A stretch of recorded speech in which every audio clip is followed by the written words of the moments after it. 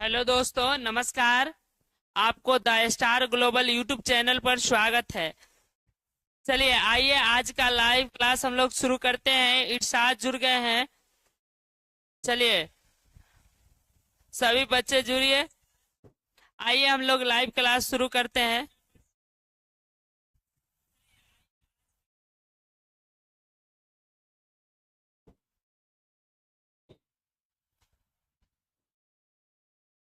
चलिए सभी बच्चे जुड़िए, हम लोग लाइव क्लास को शुरू करते हैं। चलिए इरशाद, हेलो सर। हेलो, स्वागत है। कल हम लोग आपको बता दे, हिस्ट्री चैप्टर दूसरा पढ़ रहे हैं। बिहार बोर्ड क्लास 12 के हिस्ट्री चैप्टर 2 पढ़ रहे हैं, जिसका हम लोग 1 से लेकर 50 तक कल ऑब्जेक्टिव पढ़े थे। चलिए आज हम लोग 51 से पढ़ेंगे। चलिए बहुत अच्छा, स्वागत है क्विट बॉय इरशाद। चलिए 51 नंबर सवाल जो है हम लोग कल देखे थे कि और शास्त्र और इंडिका से किस राज्य वंश के विषय में जानकारी मिलती है। मौर्य वंश, कुषाण वंश, सातवाहन वंश, गुप्त वंश। तो इसका सही आंसर था बाबू, मौर्य वंश की जानकारी मिलती है। और शास्त्र और इंडिका से जो है मौर्य वंश की जानकारी मिलती है। चलिए अगला क्वेश्चन की तरफ अब हम लोग बढ़ते हैं। 51 नंबर, कल हम लोग 50 तक किए थे, यहाँ तक किए हुए थे। चलिए अगला सवाल है 51 नंबर। आइए चलिए, इस क्वेश्चन है अर्थशास्त्र की रचना कब हुई थी। 6ठी शताब्दी ईसा पूर्व, 5वीं शताब्दी ईसा पूर्व, 4थी शताब्दी ईसा पूर्व, 3री शताब्दी ईसा पूर्व में किसमें हुई थी। चलिए इसका आंसर आप लोग कमेंट कीजिए।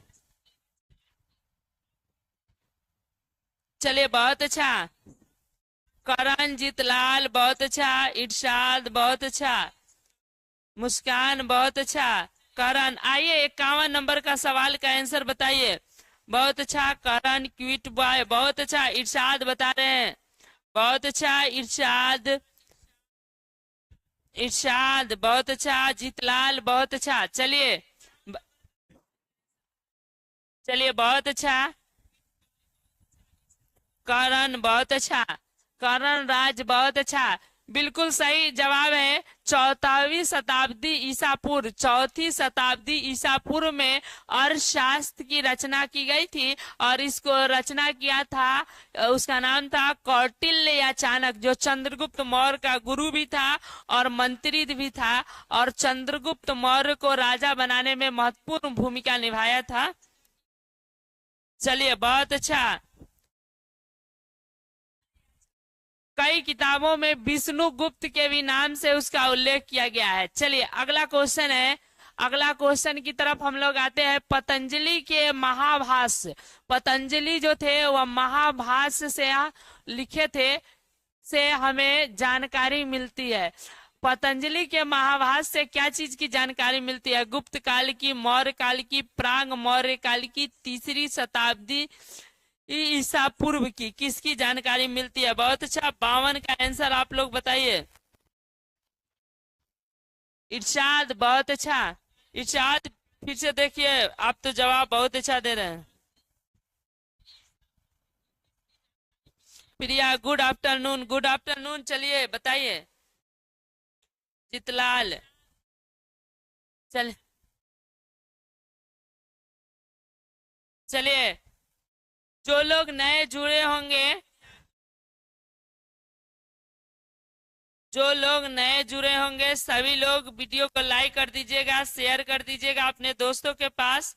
और जो है इस चैनल को सब्सक्राइब कर दीजिएगा। चलिए इसका सही आंसर है सी नंबर, प्राग मौर्य काल की जानकारी मिलती है पतंजलि के महाभाष्य से। पतंजलि जो है एक महान ऋषि थे। और आपको बता दे, योग दर्शन के यह प्रवर्तक है, योग की शुरुआत किए थे। चलिए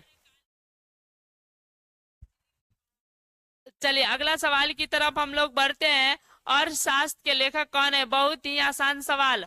अर्थशास्त्र के लेखक कौन थे। वाल्मीकि, मनु, कौटिल्य, वेद व्यास। देखते हैं सबसे पहले किसका जवाब आता है। चलिए बहुत अच्छा, बहुत अच्छा। करण, आप बताइए 53 नंबर सवाल का।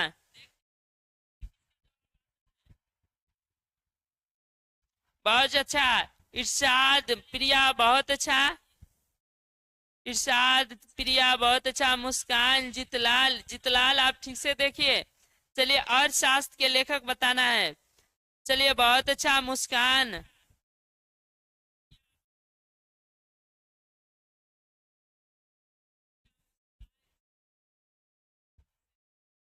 बहुत अच्छा, सभी का जवाब है। चलिए, इरशाद, प्रिया, मुस्कान, बहुत अच्छा। चलिए, इसके सही आंसर है, अर्थशास्त्र के लेखक थे कौटिल्य।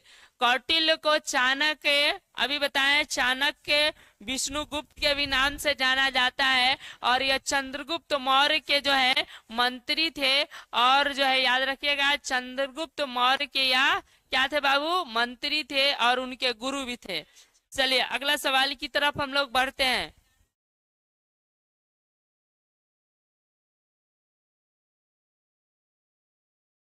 चलिए, बहुत अच्छा। क्विट बॉय, करण, कृष्णा, करिश्मा, बहुत अच्छा, स्वागत है।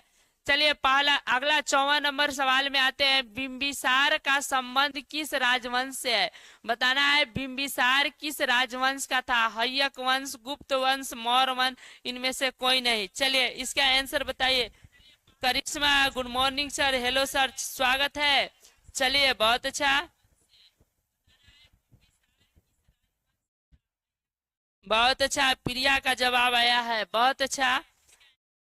इरशाद, बहुत अच्छा। प्रिया, करिश्मा, बहुत अच्छा। जितलाल, बहुत अच्छा। चलिए, मुस्कान का भी आंसर आ गया, बहुत अच्छा। चलिए, सबका बहुत अच्छा।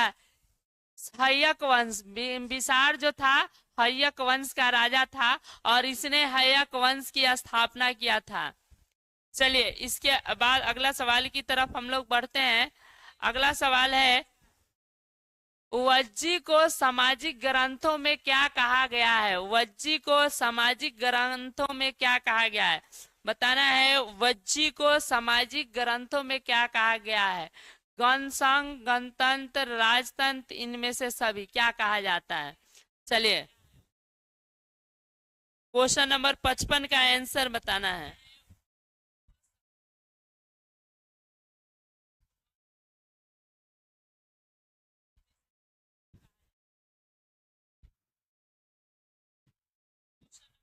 फिर से आप लोग देखिए, फिर से देखिए, सभी लोग फिर से देखिए। सभी का जवाब सही नहीं आ रहा है। करण, क्विट बॉय, फिर से देखिए। प्रिया, इरशाद, जितलाल, मुस्कान, फिर से देखिए। इसके ऑप्शन है गण संघ, गणतंत्र, राजतंत्र, इनमें से सभी। इसका सही आंसर होगा बाबू गण संघ, गणतंत्र नहीं, गण संघ कहा जाता था। वज्जी को सामाजिक ग्रंथों में गण संघ कहा जाता है। ए राइट होगा, ए राइट होगा। प्रिया जनसंघ बोल रही थी, जनसंघ, जनसंघ भी गणसंघ का ही एक रूप है, तो गणसंघ सही होगा, गणतंत्र नहीं हो जाएगा। चलिए, अगला सवाल।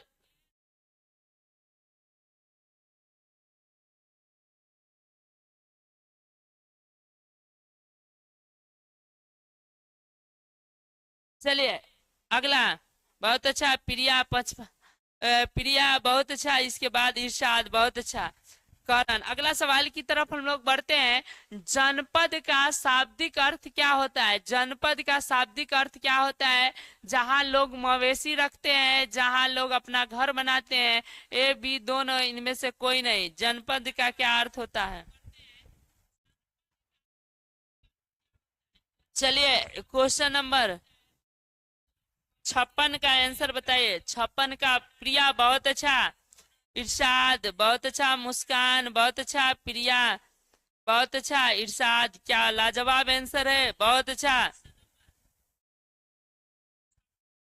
Ratnesh, hello sir ji, good good afternoon, good afternoon. चलिए, जीतलाल, बहुत अच्छा। सबका सही आंसर है बी, राइट हो जाएगा। जहां लोग अपना घर बनाते हैं, इसी को जनपद कहा जाता है। और महाजनपद जो उस समय के आरंभिक राज थे उसको महाजनपद थे कहते थे, जिसकी संख्या 16 थी। ठीक है। और आज भी यूपी में जिला को जनपद कहा जाता है। आज यूपी में जिला को जनपद कहा जाता है। अगला क्वेश्चन बताना है, पंच चिन्हों वाले सिक्के, जो पंच चिन्हों वाले सिक्के बने होते थे वह सोने, चांदी, तांबे, बी और सी दोनों के थे। चलिए बताइए इसका आंसर। चलिए इसका आंसर बताइए, आप लोग कमेंट कीजिए।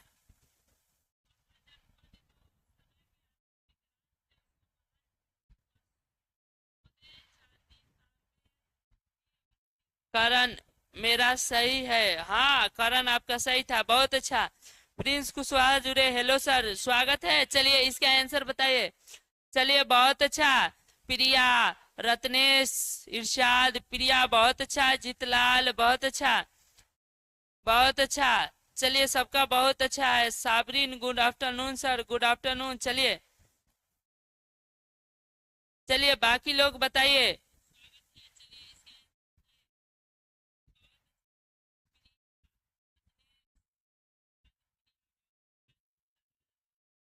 बहुत अच्छा। बी और सी दोनों सही है। यानी जो है चांदी और तांबे के होते थे। डी इज राइट आंसर हो जाएगा। बहुत अच्छा। अगला 57 नंबर सवाल हो गया। 58 की ओर चलते हैं। बताना है, अशोक द्वारा जो है प्रचारित बौद्ध धर्म का कहाँ परिचलन नहीं हुआ था। कहाँ पे अशोक जो बौद्ध धर्म का प्रचार प्रसार किए थे वह कहाँ नहीं फैला था। सीरिया, ब्रिटेन, श्रीलंका, जापान, कहाँ नहीं फैले थे। चलिए बताइए।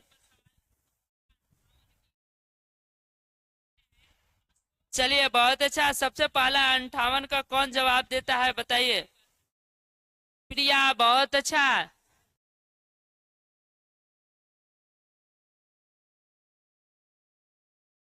बहुत अच्छा प्रिया, बहुत अच्छा। रत्नेश बहुत अच्छा। साबरीन बहुत अच्छा। प्रिया, आशा, आशा जुड़ी, आशा का स्वागत है, बहुत अच्छा। मुस, मुस्कान, इरशाद, जितलाल बहुत अच्छा। आप लोग बिल्कुल सही बता रहे हैं। इंग्लैंड में उसके धर्म का, बौद्ध धर्म का प्रसार नहीं हुआ। सीरिया में हुआ था, श्रीलंका में, जापान में। और श्रीलंका में उनके पुत्र महेंद्र और पुत्री संघमित्रा ने जाकर बौद्ध धर्म का प्रचार प्रसार किया था। चलिए, अशोक के पुत्र का याद रखिएगा, महेंद्र नाम था, और पुत्री का संघमित्रा, जिन्होंने बौद्ध धर्म का प्रचार प्रसार किया था। चलिए अगला सवाल की ओर बढ़ते हैं हम लोग। प्रसिद्ध ग्रंथ इंडिका की रचना किसने किया था बताना है। इंडिका पुस्तक किसने लिखा था। कौटिल्य, मेगास्थनीज, अल बरूनी, इत सिंह, किसकी रचना थी।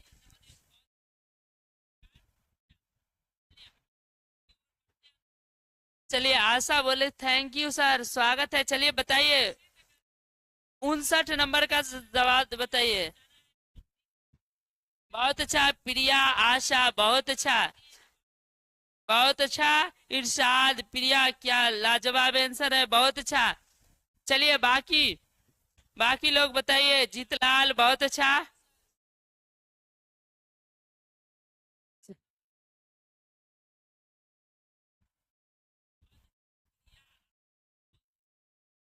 चलिए बहुत अच्छा।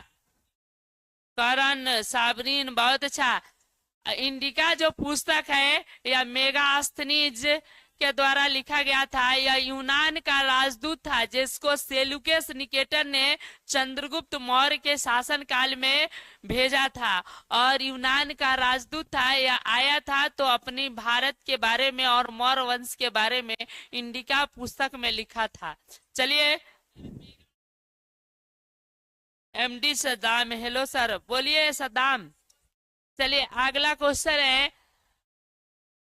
प्राचीन भारत में धम्म की शुरुआत किस शासक ने किया था बता रहा है। प्राचीन भारत में धम्म की शुरुआत किस शासक ने किया था। चंद्रगुप्त मौर्य, चंद्रगुप्त द्वितीय, अशोक, कनिष्क, किसके ने किया था। चलिए चलिए बहुत अच्छा, इसका आंसर बताइए। बहुत अच्छा, इरशाद, प्रिया, मुस्कान, बहुत अच्छा, रत्नेश बहुत अच्छा, आशा बहुत अच्छा, करण, जितलाल, प्रिया बहुत अच्छा, जितलाल बहुत अच्छा, बहुत अच्छा। चलिए सबने बहुत सही बताया है। अशोक जो है धम्म की शुरुआत किए थे। अशोक ने जब कलिंग के युद्ध में बहुत रक्तपात हुआ, इसके कारण उनका दिल दहल गया और उन्होंने बौद्ध धर्म की स्वीकार किया। उपगुप्त नामक बौद्ध भिक्षुक जो है उनको बौद्ध धर्म की दीक्षा दिलाए। उसके बाद जो है उन्होंने धम्म की शुरुआत किया था।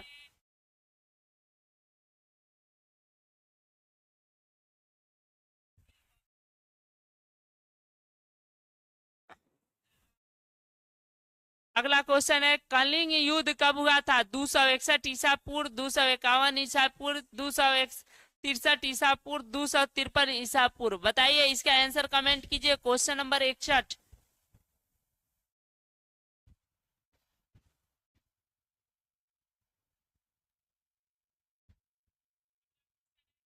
बहुत अच्छा, बहुत अच्छा, इरशाद, इरशाद बहुत अच्छा, प्रिया बहुत अच्छा, आशा बहुत अच्छा, करीना करीना का स्वागत है, बहुत अच्छा, रत्नेश, करण, जितलाल, मुस्कान, शाबरीन, बहुत अच्छा। चलिए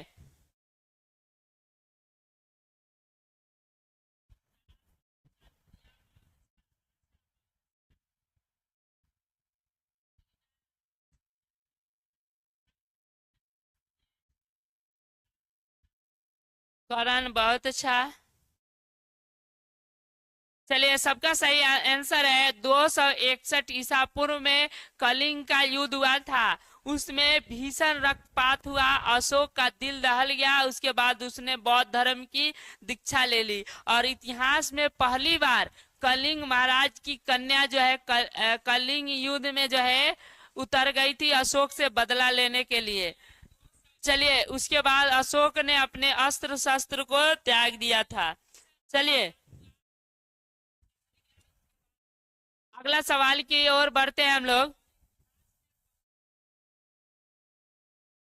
फूट डालकर विजय प्राप्त करने का कार्य सबसे पहले किस राजा ने किया था?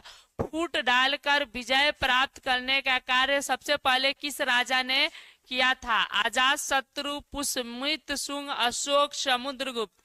आप लोग को आंसर कमेंट करना है।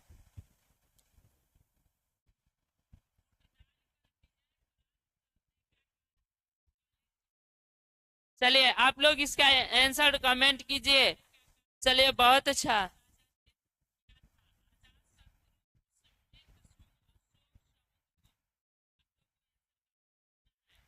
चलिए इसका आंसर बता रहे हैं, बहुत अच्छा। इरशाद, प्रिया, साबरीन, रत्नेश, करण बहुत अच्छा, मुस्कान बहुत अच्छा। चितलाल बोले सर कल क्लास होगा कि नहीं? कल के बारे में लास्ट में बताया जाएगा। पहले आप लोग पढ़ लीजिए, उसके बाद लास्ट में बताया जाएगा। करण बहुत अच्छा। चलिए इसका सही आंसर हो जाएगा आजाद शत्रु। आजाद शत्रु राइट आंसर हो जाएगा। चलिए अगला सवाल की तरफ हम लोग बढ़ते हैं।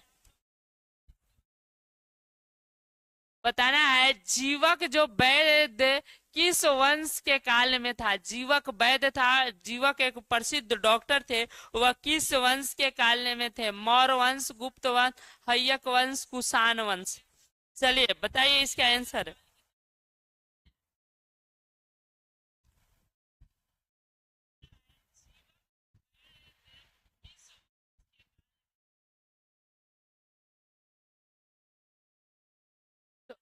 चलिए इसका आंसर बताइए। बहुत अच्छा कि प्रिया बहुत अच्छा, ईर्षा, जितलाल, प्रिया बहुत अच्छा, रत्नेश, आशा बहुत अच्छा। जीतलाल बहुत अच्छा। करण बहुत अच्छा। सदाम बहुत अच्छा। आप लोग बिल्कुल सही बता रहे हैं। हय्यक वंश के काल में जो है, हय्यक वंश में जीवक वेद था, जो बिंबिसार के दरबार में रहता था, राजा बिंबिसार के दरबार में रहता था। चलिए अगला क्वेश्चन की तरफ हम लोग बढ़ते हैं। चलिए अगला क्वेश्चन है, अपने स्वयं के खर्चों से सुदर्शन झील की मरम्मत किसने किया था? बताना है, अपने खर्चा से सुदर्शन झील का मरम्मत किसने कराया था? अशोक, कनिष्क, रुद्रदामन, यशकंद गुप्त। इसका आंसर आप लोग कमेंट कीजिए।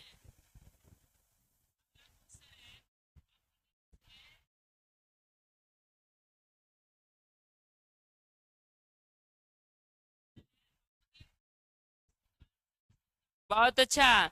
इरशाद, प्रिया, मुस्कान, आशा बहुत अच्छा। साबरीन बहुत अच्छा। करीना बहुत अच्छा।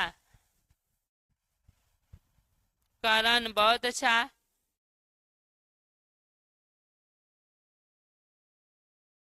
बहुत अच्छा।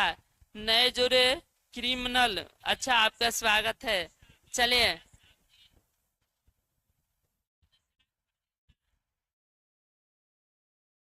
चलिए, बिल्कुल सही लोग आप लोग जो है बताए हैं, जिसका नाम है रुद्रदामन, जो है सुदर्शन झील का मरम्मत कराया था। चलिए अगला सवाल की तरफ हम लोग बढ़ते हैं। चलिए अगला क्वेश्चन है, पाटलिपुत्र नगर की स्थापना उदयन ने किस नदी के किनारे किया था? किस नदी के संगम पर किया था? गंगा, सोन, पुनपुन, इन सभी के संगम पर। चलिए बहुत अच्छा।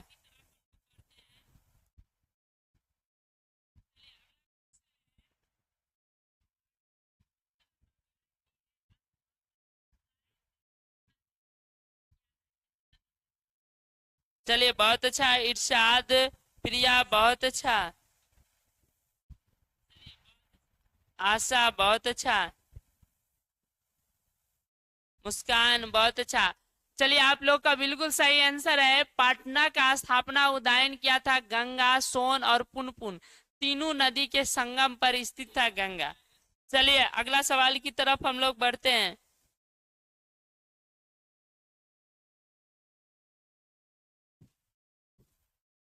अगला सवाल की तरफ हम लोग बढ़ते हैं। अगला सवाल है, समस्त भारत ही नहीं, एशिया एवं यूरोप में सबसे पहले हुनों को परास्त करने का श्रेय जो है किस शासक को कहा जाता है? समस्त भारत ही नहीं, एशिया एवं यूरोप के सर्वप्रथम हुनों को परास्त करने का श्रेय जो है किस शासक को कहा जाता है? अशोक, यशकंद गुप्त, समुद्रगुप्त, नेपोलियन। इसका आंसर कमेंट कीजिए आप लोग।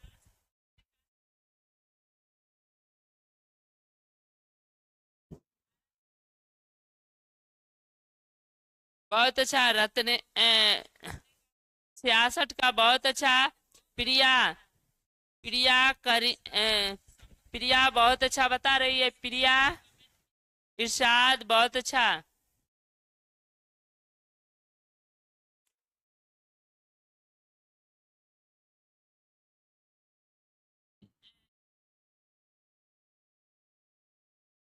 चलिए बहुत अच्छा। इसका राइट आंसर हो जाएगा यशकंद गुप्त। यशकंद गुप्त जैसा राजा था जिसको भारत ही नहीं, एशिया और यूरोप के समस्त हुनों को पराजित करने का श्रेय कहा जाता है। चलिए अगला सवाल की ओर हम लोग बढ़ते हैं। अगला है, यूरोप का समुद्रगुप्त कौन था? यूरोप का समुद्रगुप्त कौन था? Hitler, Napoleon, Bismarck, Mussolini. बताइए।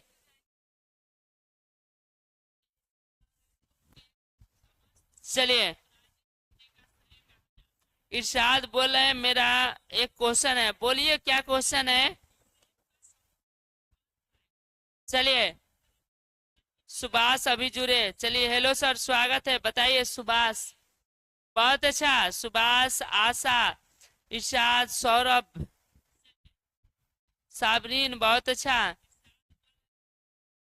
सभी लोग लाइक कर दीजिए, अपने दोस्तों के पास शेयर कर दीजिए। 17 आदमी हम लोग जुड़े हैं, उसमें मात्र बहुत ही कम कम लाइक है, 10। चलिए सभी लोग लाइक कर दीजिए। प्रिया बहुत अच्छा, रत्नेश, मुस्कान, करण बहुत अच्छा, मुस्कान बहुत अच्छा।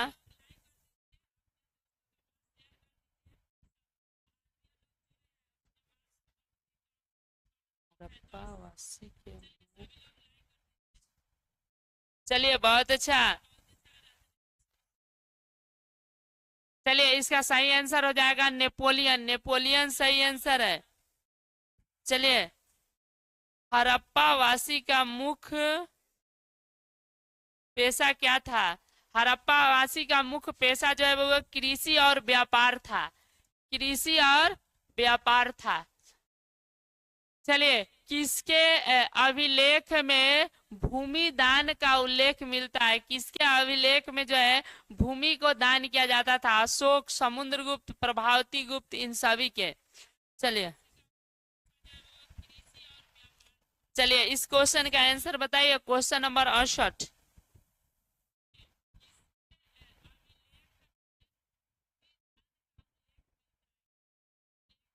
बहुत अच्छा प्रिया, बहुत अच्छा। चलिए बहुत अच्छा इरशाद, रत्नेश, साबरीन, आशा बहुत अच्छा,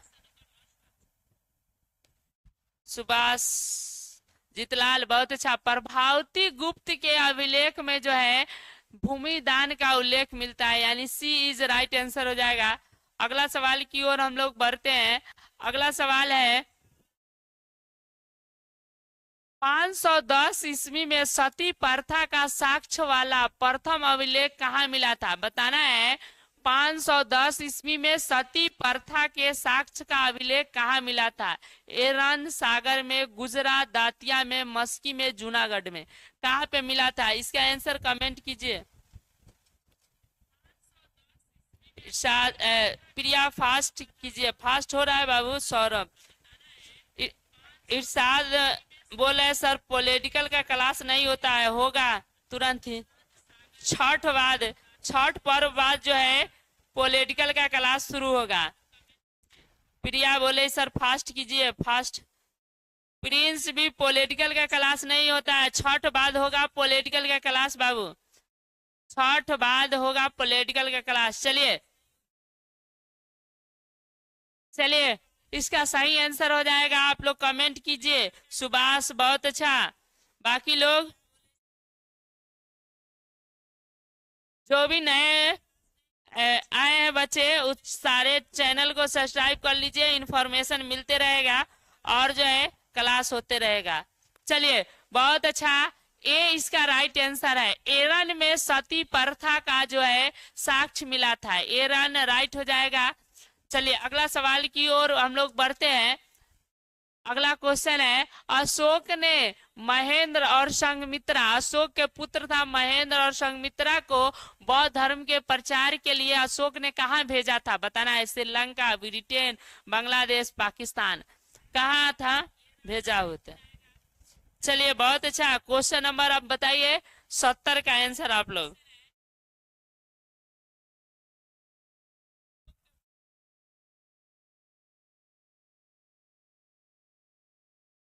बहुत अच्छा इरशाद, इरशाद बहुत अच्छा।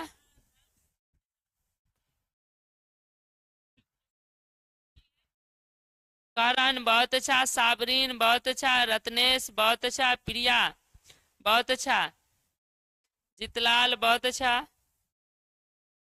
फैजान, मुस्कान बहुत अच्छा। चलिए सभी का सही आंसर है अशोक जो है, याद रखिएगा अपने पुत्र महेंद्र और पुत्री को श्रीलंका में बौद्ध धर्म के प्रचार प्रसार के लिए भेजा था, यानी ए नंबर राइट आंसर हो जाएगा। चलिए अगला सवाल की तरफ हम लोग बढ़ते हैं। अगला क्वेश्चन है किस विद्वान ने मात्र अभिलेखों के आधार पर अशोक का इतिहास लिखा लिखा था? बताना है किस विद्वान ने अभिलेख के आधार पर अशोक का इतिहास लिखा था? Beset Smith, James प्रीपेसेड, Kashi Prasad Jaiswal, Devdutt Ramakrishna Bhandarkar. किसने अशोक के अभिलेख पर जो है इतिहास लिखा था, बताइए। मैं इरशाद, आप क्या कह रहे हैं, हम नहीं समझ रहे हैं। इरशाद साफ साफ बताइए।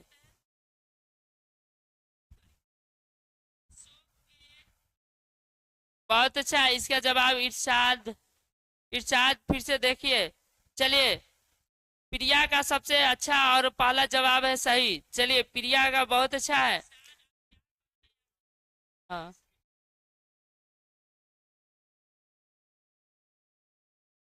चलिए, प्रिया बहुत अच्छा। प्रिया इसका सही आंसर बताई है। देवदत्त राम कृष्ण भंडारकर जो है अशोक के अभिलेख के इतिहास में लिखा था। चलिए, अगला सवाल की तरफ हम लोग बढ़ते हैं। अगला सवाल है, मौर्य कला का सबसे सबसे अधिक जो है सर्वाधिक महत्वपूर्ण नमूना कौन सा है? मौर्य कला का सबसे ज्यादा कौन सा नमूना है? चैत्य, स्तूप, गुहा, वास्तुकला, स्तंभ। चलिए, इसका आंसर आप लोग बताइए। गोलू अभी जुड़े, हेलो सर, बोलिए। बहुत अच्छा। इरशाद करे थोड़ा जल्दी जल्दी कीजिए सर, दूसरा क्लास भी करना है। अब ज्यादा क्वेश्चन नहीं है, 88 तक 10 और सवाल है, मुश्किल से 10-15 मिनट लगेगा, बस खत्म हो जाएगा। ठीक है इरशाद, चलिए। बहुत अच्छा गोलू, बहुत अच्छा। प्रिया बहुत अच्छा। इरशाद, प्रिया बहुत अच्छा। रत्नेश, जितलाल बहुत अच्छा। चलिए फैजान, सभी लोग चलिए, इसका सही आंसर स्तूप से ज्यादा जो है याद रखिएगा स्तंभ बनवाया था। स्तंभ राइट आंसर हो जाएगा। अशोक ने मौर्य कला में सबसे ज्यादा जो है स्तंभ बनने को देखने को मिलते हैं। चलिए, अगला क्वेश्चन की तरफ हम लोग बढ़ते हैं। अगला क्वेश्चन है, गुप्तों के काल में कौन सा चीनी यात्री भारत आया था? बताना है, गुप्त के काल में कौन चीनी यात्री भारत आया था? हुएन सांग, फाहियान, इति सिंह, वांग वहेन, नतसेंग। चलिए, कौन आया था, बताइए इसका आंसर।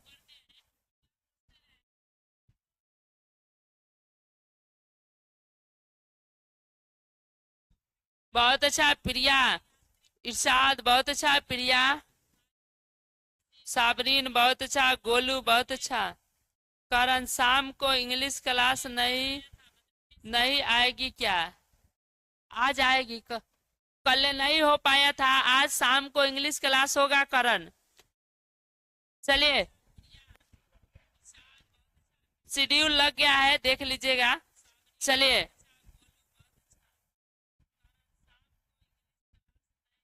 चलिए,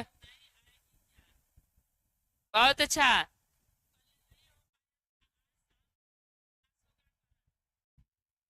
चलिए, बहुत अच्छा। चलिए, सब लोगों ने सही बताया। फाहियान जो है गुप्त काल में भारत आया था। फाहियान जो है गुप्त काल में भारत आया था। चलिए आगे, अगला क्वेश्चन है, मेगास्थनीज भारत में किसके दरबार में आया था? मेगास्थनीज भारत में किसके दरबार में आया था? चंद्रगुप्त मौर्य, बिंदुसार, अशोक, पुष्यमित्र शुंग, किसके शासनकाल में आया था?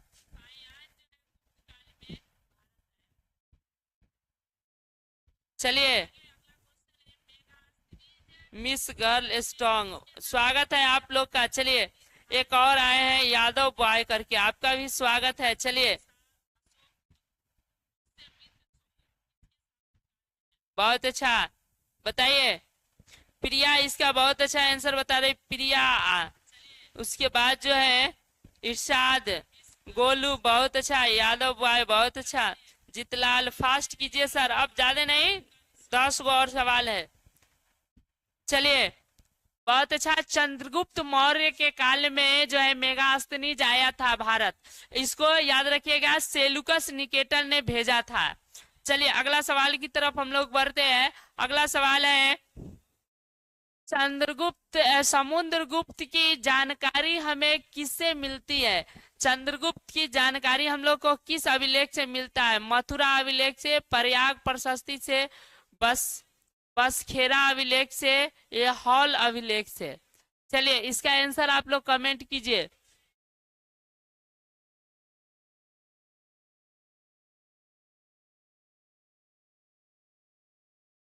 मिस गर्ल कह रही है सर मेरा नाम फरहीन है। अच्छा ठीक है, चलिए।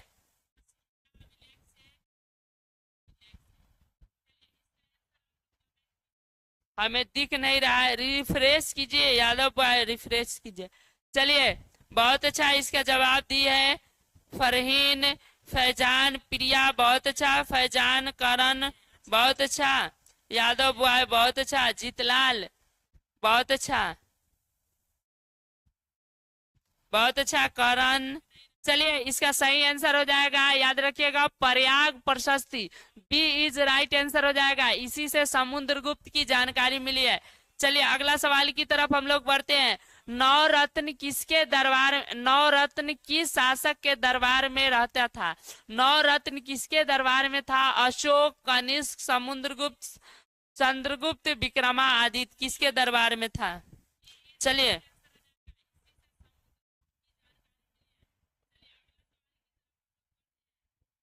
चलिए इसका आंसर कमेंट कीजिए।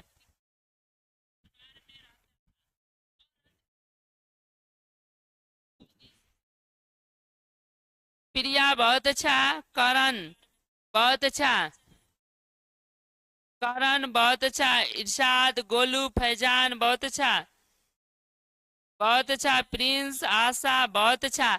नवरत्न चंद्रगुप्त विक्रमादित्य, चंद्रगुप्त द्वितीय विक्रमादित्य के दरबार में था। इसका आंसर सही हो जाएगा, उसमें कालिदास, हरिसेन जैसे महान विद्वान थे। चलिए अगला क्वेश्चन है, अभिज्ञानम शकुंतलम के रचनाकार कौन है? अभिज्ञानम शकुंतलम के रचनाकार कौन है? कालिदास, बाणभट्ट, अश्वघोष, कौटिल्य कौन है? चलिए मुस्कान बहुत अच्छा, साबरीन बहुत अच्छा, जीतलाल, आशा बहुत अच्छा, पिछले क्वेश्चन का बताए थे। चलिए बहुत अच्छा, प्रिया का पहला जवाब आ गया, 77 का बहुत अच्छा, बहुत अच्छा, इरशाद बहुत अच्छा, इरशाद बहुत अच्छा, अच्छा 11th में है, कोई बात नहीं, 12th का भी पढ़ सकते हैं। चलिए फरहीन बोल रही है मैं 11th में हूँ, कोई बात नहीं है, पढ़ लीजिए। फैजान बहुत अच्छा, प्रिया, प्रिंस, जीतलाल बहुत अच्छा, प्रिंस कुशवाहा, गोलू, करण, आशा बहुत अच्छा। कालिदास, अभिज्ञान शकुंतलम के लेखक है कालिदास। चलिए अगला सवाल की तरफ हम लोग बढ़ते हैं। प्राचीन भारत में अभिलेख लेखन की जो शुरुआत किस शासक ने किया था? बताना है, प्राचीन भारत में अभिलेख लेखन की शुरुआत किस शासक ने किया था? अशोक, समुद्रगुप्त, चंद्रगुप्त, बिंदुसार? अभिलेख की शुरुआत किसने किया था? चलिए चलिए बहुत अच्छा, बहुत अच्छा, फरहीन बहुत अच्छा, इरशाद बहुत अच्छा। चलिए प्रिया बहुत अच्छा, गोलू, साबरीन, प्रिंस बहुत अच्छा, क्विट बॉय बहुत अच्छा, जीतलाल बहुत अच्छा। चलिए सबका सही आंसर है, अशोक ने किया था। प्राचीन काल में अभिलेख की शुरुआत जो है अशोक किया था। आशा बहुत अच्छा, फैजान बहुत अच्छा। चलिए अगला सवाल की तरफ हम लोग बढ़ते हैं। अगला सवाल है, किस शासक को प्रियदर्शी कहा गया है? किस शासक को प्रियदर्शी कहा गया है? अशोक को, समुद्रगुप्त को, चंद्रगुप्त को, बिंदुसार को? चलिए बहुत अच्छा, इसका आंसर बताइए। बहुत अच्छा, 79। मुस्कान पिछले क्वेश्चन का बता रही है, ए बहुत अच्छा, करण, मुस्कान बहुत अच्छा,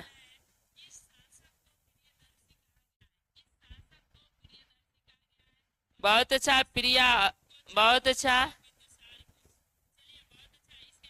इरशाद बहुत अच्छा, प्रिंस देखिए ठीक से, करण बहुत अच्छा, प्रिया बहुत अच्छा। बहुत अच्छा। करण बहुत अच्छा। चलिए बहुत अच्छा, आप लोगों ने बताया अशोक, अशोक को जो है प्रियदर्शी कहा गया है। चलिए अगला सवाल की तरफ हम लोग बढ़ते हैं। चलिए अगला है, मेगास्थनीज ने भारत के समाज को कितने वर्गों में बांटा था, यानी भारतीय समाज को मेगास्थनीज ने कितने वर्गों में बांटा था? 6, 7, 8, 5, कितने वर्गों में बांटा था? चलिए बताइए इसका आंसर।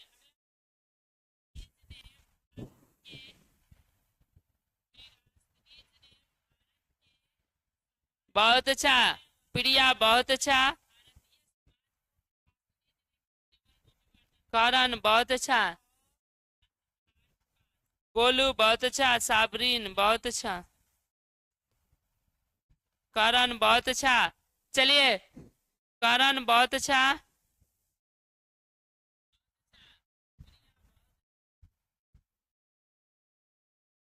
फैजान बहुत अच्छा। 7 इसका सही आंसर हो जाएगा। मेगास्थनीज ने 7 वर्गों में बांटा था। चलिए आशा बहुत अच्छा। चलिए अगला सवाल की तरफ हम लोग बढ़ते हैं। अगला सवाल है, बताना है एलोरा में कैलाश मंदिर किस राजवंश के द्वारा निर्मित किया गया था? एलोरा में जो कैलाश मंदिर है वह किस राजवंश द्वारा निर्मित किया गया था? चोल, पल्लव, चालुक्य, राष्ट्रकूट, किसके द्वारा किया गया था? चलिए, चलिए इसका आंसर आप लोग कमेंट कीजिए। बहुत अच्छा। इरशाद बहुत अच्छा। प्रिया बहुत अच्छा। इरशाद, गोलू, फैजान बहुत अच्छा। फरहीन बहुत अच्छा। करण बहुत अच्छा। आशा बहुत अच्छा। आप लोगों ने बिल्कुल सही बताया, राष्ट्रकूट के द्वारा एलोरा का कैलाश मंदिर बनाया गया था। चलिए अगला सवाल की तरफ हम लोग बढ़ते हैं। तक्षशिला विश्वविद्यालय कहाँ है? तक्षशिला विश्वविद्यालय कहाँ है? पाकिस्तान में, बांग्लादेश में, भारत में, म्यांमार में, कहाँ है? आपको बता दें प्राचीन काल में 3 गो विहार था, यानी विश्वविद्यालय था। उसमें तक्षशिला, नालंदा और जो है विक्रमशिला। नालंदा जो है और नालंदा और विक्रमशिला ये दोनों बिहार में है। बिहार में नालंदा विश्वविद्यालय नालंदा जिले में है, और विक्रमशिला विश्वविद्यालय आज भी बिहार के भागलपुर में है। चलिए लेकिन तक्षशिला विश्वविद्यालय कहाँ था आप लोग को बताना है। चलिए बहुत अच्छा। बहुत अच्छा। फरहीन बहुत अच्छा। साबरीन मुस्क। चलिए प्रिया बहुत अच्छा। फरहीन बहुत अच्छा। चलिए तक्षशिला विश्वविद्यालय अभी पाकिस्तान में पड़ता है, और नालंदा और विक्रमशिला बिहार में पड़ता है। यही प्राचीन काल में 3 महाविद्यालय हुआ करते थे। चलिए अगला सवाल की ओर बढ़ते हैं। बौद्ध और जैन ग्रंथों के अनुसार महाजनपदों की संख्या कितनी बताई गई है? महाजनपद कितने थे बताना है प्राचीन काल में, चाहे आरंभिक राज्य कितने थे?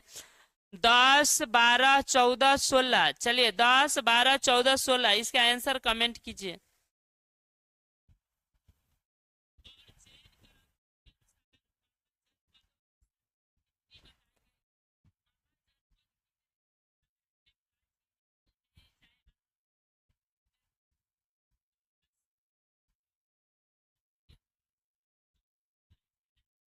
चलिए बहुत अच्छा। इसका 83 का बहुत अच्छा बताइए, कमेंट कीजिए। इरशाद बहुत अच्छा। चलिए बहुत अच्छा। करण, प्रिया बहुत अच्छा। गोलू, करण बहुत अच्छा। फैजान, फरहीन, साबरीन बहुत अच्छा। अमित बहुत अच्छा।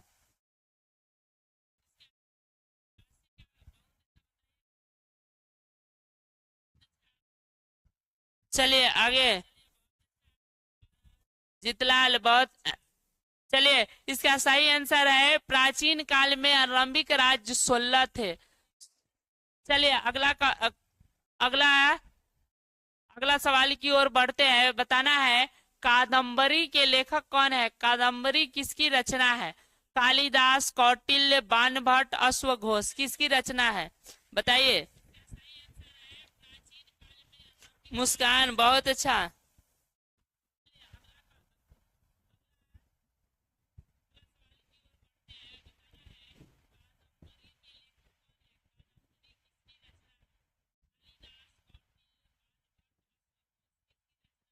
बहुत अच्छा गोलू। गोलू। इरशाद। इरशाद फिर से देखिए। करण, बहुत अच्छा। फरहीन ठीक नहीं है आपका, फिर से देखिए। जीतलाल, बहुत अच्छा। चलिए इसका सही आंसर है बाणभट्ट। कादम्बरी जो है बाणभट्ट की रचना है। अगला क्वेश्चन की तरफ हम लोग बढ़ते हैं। अगला क्वेश्चन है किस ग्रंथों में 16 महाजनपदों का उल्लेख मिलता है। बताना है किस ग्रंथों में 16 महाजनपदों का उल्लेख मिलता है।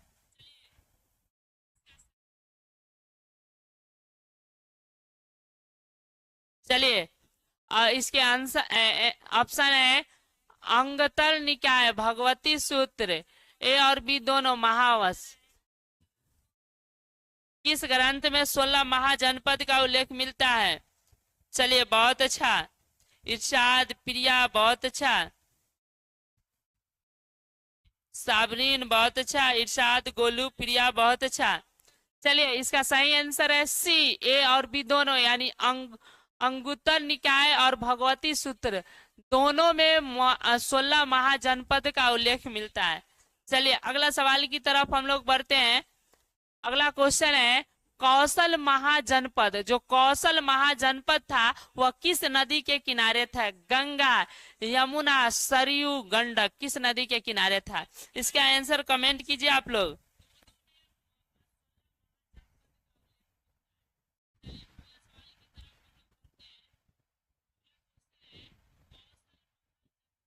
86 नंबर का आंसर देखते हैं सबसे पहले कौन बता रहा है। बहुत अच्छा। प्रिया, जीतलाल।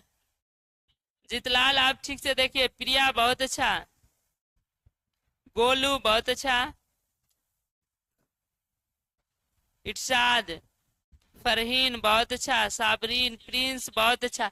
सही आंसर है सरयू नदी के किनारे। सरयू नदी के किनारे कौशल महाजनपद था। चलिए अगला है इंद्रप्रस्थ। इंद्रप्रस्थ किस महाजनपद की राजधानी थी। बताना है किस की राजधानी इंद्रप्रस्थ थी। अंग, मगध, कौशल, कुरु। आपको बता दें अभी इंद्रप्रस्थ दिल्ली को कहा जाता है, वह किसकी राजधानी हुआ करती थी। चलिए इसका आंसर कमेंट कीजिए क्वेश्चन नंबर 87 का। बहुत अच्छा। प्रिया, बहुत अच्छा। इरशाद, बहुत अच्छा। गोलू, साबरीन, बहुत अच्छा। करण, बहुत अच्छा। प्रिंस, फरहीन, बहुत अच्छा। कुरु की राजधानी थी इंद्रप्रस्थ, जो वर्तमान में दिल्ली को कहा जाता है। चलिए अगला क्वेश्चन की तरफ हम लोग बढ़ते हैं और यह क्वेश्चन जो है सबसे आखिरी क्वेश्चन है। चलिए क्वेश्चन नंबर 88 जो है आखिरी क्वेश्चन है। बता देना है अशोक के अभिलेख। अशोक के अभिलेख किस भाषा में था। संस्कृत, प्राकृत, हिंदी, तमिल। अशोक के अभिलेख जो है किस भाषा में था। इसका आंसर कमेंट कर दीजिए।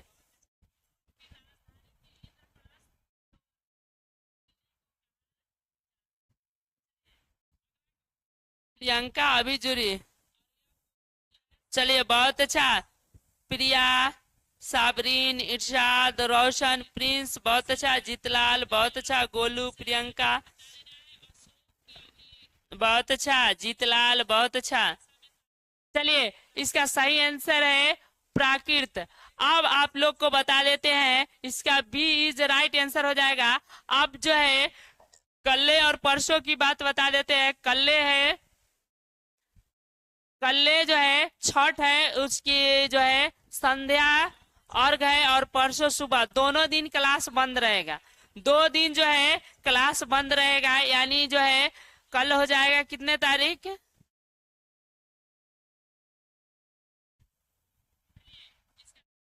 27, 27 और 28 को, यानी मंगलवार और बुधवार को बंद रहेगा। सॉरी, सोमवार और मंगलवार को बंद रहेगा।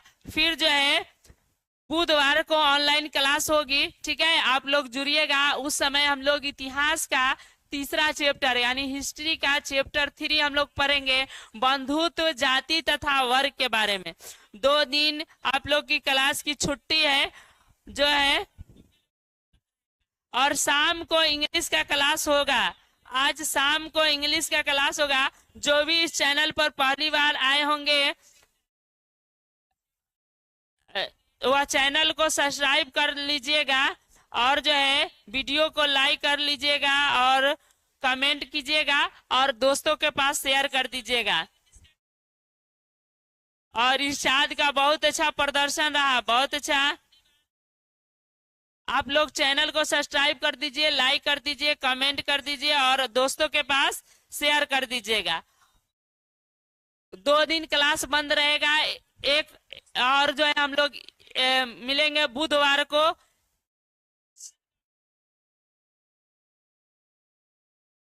पॉलिटिकल के टाइमिंग जो है बता दी जाएगी। प्रियंका पूछ रही है कितने बजे से सर क्लास है? 12 बजे से होती है। पॉलिटिकल का जो है छठ बाद क्लास शुरू हो जाएगा बाबू।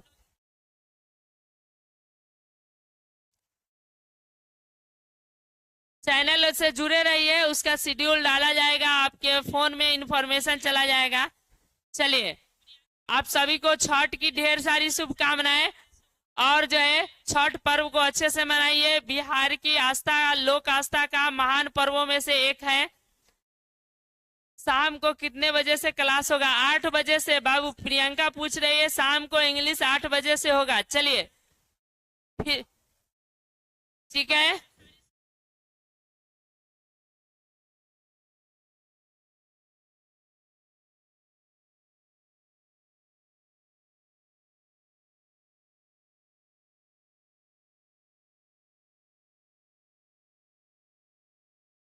चलिए फिर मिलेंगे अगले क्लास में, तब तक के लिए जय हिंद।